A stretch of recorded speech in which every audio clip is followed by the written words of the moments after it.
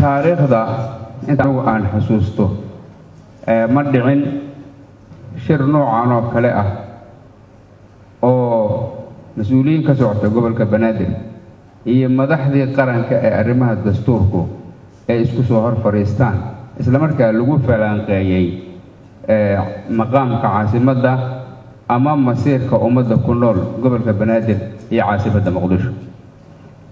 xaqiiqdii waa arrin in muddo soo jiitamaysay guux badan lahayd maqaamka caasimadda. waxa kale oo jira qodobo ka mid ah dastuurka oo sida ay sheegeen mas'uuliyiinta sharaxaadana siinayay gobolada ama dowlad goboleedyada iyo dowladda ay ku kala aragti duwan yihiin. waxaa nasiib wanaag ah aragtida ay ka bixiyeen oo ah haddii la isla qaatana ay tahay tan ugu fiican oo ay isla qaataan maamulada gobolada iyo madaxda dowladda dhexe. haddii la isla qaadan waayana marjaca kama dambaysta ah ee arrinta kala goynaya uu yahay baarlamaanka Soomaaliya. baarlamaanka Soomaaliya wuxuu ka dhigan yahay shacabkii Soomaaliyeed. marka wixii siyaasiyan la isla meel dhigo oo madaxda dowlad goboleedyada iyo madaxda dowladda dhexe ay isla meel dhigaan waa tii ugu fiicneyd oo la rabay. baarlamaankuna verification ku sameynaya ama waa midaqaanaa hore ka aqbalaya wixii ay ku kala aragti duwanaadaan meelay ku dhammaato hawsha si loo yeesho kuwaaka kama dambaysta ayagaa iska leh. aragtidaas waa soo dhaweynaya anigu waa macnaheedoo koobanna wuxuu yahay horay ha loo socdo. macnaheedu waa horay ha loo socdo.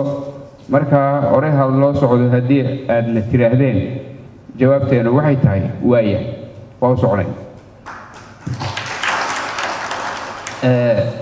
arrimaha dastuurka maantay maamulka gobolka Banaadir mas'uuliyiinta ka socota gacanta loo geliyay si taxaddar leh maskax iyo aqoon ay ku dheehan tahay inaad aragtidiina ka jeedisaan ayaa laydinkaga baahan yahay haddii aad idmo.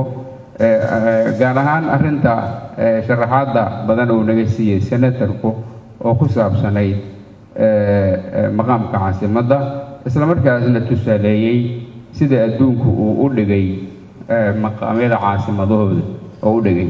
waa tusaalahaas markaa annagu kuma qasbanin inaan mid ka mida isaga dhigno mid kale oo afraad aragtiyooyinkaas is dhinac yaalla waa qaadan karnaa. waxaan qaadan karnaa mid ayada ka mid ah laakiin waxay kuu soo koobaysaa yacni aragtiyada adduunka ayay koobaysaa oo ay leedahay saddexdaanaa jireen adigu mid ka xul. inaan mid ka xulanno ayaa noo furan.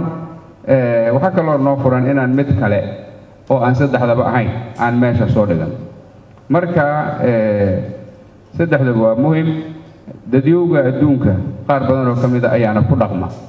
marka midda aan xulan doono waa midda haddii rabbi idmo markaan annagu maskaxdeena shiilno aan akhrino dukumentiyada aan si gaara u soo aragno aan soo gudbin doono.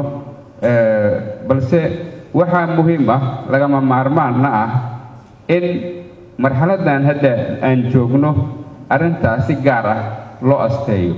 guddiyadaan ka soo shaqeeya arrintaasna sharaf ayay u tahay.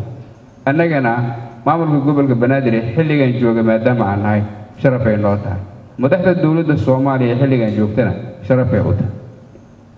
runtii arrintan ayada ah wax laga hadlayaa waa caasimadii dalka Soomaaliya. caasimadda dalka Soomaaliya waa hooyadii gobolada oo dhan dalka oo dhan hooyadiisii waa caasimaddu. marka waa suuragal si mataqaanaa caadifad ah in si yacni gaar ah qolo halkan joogta ay wax u jiidato. waxa kale oo ayaduna suuragal ah qolo meel kale degan oo si kale ayaduna wax u aragtaa inay si kale ay wax u jiidato. laakiin xaqiiqdu waxay tahay maadaama ay caasimaddu ay tahay hooyadii dalka wixii canuga uroona hooyadana uroon ayaa hooyadana uroon marka haddii gobol ama dowlad goboleed oo u arko in si kale uroon tahay waxaa caasimadda uroon oo caasimadiisii uroon ayaa isagana uroon marka waa caasimaddii dalka waa caasimadeennii waa caasimaddii aanaan lahayn mid kale ka turjumaysa yacni dad aqoonteena ay ka turjumtaa waayo waxaad ogtihiin soddonkaas sano hadda burburka iyo waxyaabaas lagu soo jiray wixii ka horreeyey ma jirin jaamacad kale oo ku taalla dalka Soomaaliya oo aan ka ahayn midda ummadda oo ku taal magaalada caasimadda waxaa jira waxyaabo kale oo sidaas oo kale ah oo muhiim ah in la sheego yacni oo aan laga helaynin gobollada kale intooda kale aan laga helaynin sidaa darteed guud ahaan ayay sharaf noo tahay inaan ku xiiqno ku dadaalno shiilno maskaxdeenna aan maantay meel ku astayno qaabka ay noqon doonto maqaamka caasimadda haddii waxaan rabaa inaan anugu intaas iraahdo mar kale waa uga mahad celinayaa guddiyada noo soo bandhigay arrintaas aragti tiina la jaan qaadi karta aan caadifad ayaan ku jirin ayaan idinla wadaagi doonaa haddii alla idmo waxaana rajaynayaa aragtideennan aan soo gudbinno inay dhammaan gobollada kale oo aan rajaynaya inaad tegi doontaan inay mataqaanaa ayadan u cuntami doonto ayaan rajaynayaa haddii alla idmo